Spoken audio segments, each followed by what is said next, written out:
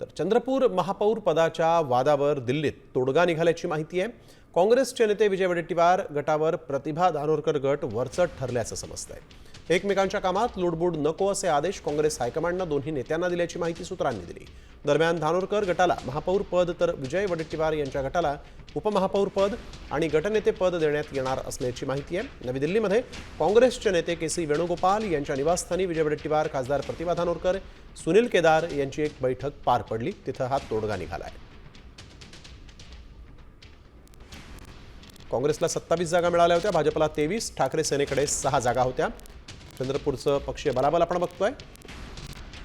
वंचितकडे 2, बसपाकडे 1, शिंदे सेनेकडे 1 जागा होती। तर जनविकास आघाडीकडे 3, अपक्षांकडे 2 आणि एमआयएमकडे 1 जागा होती।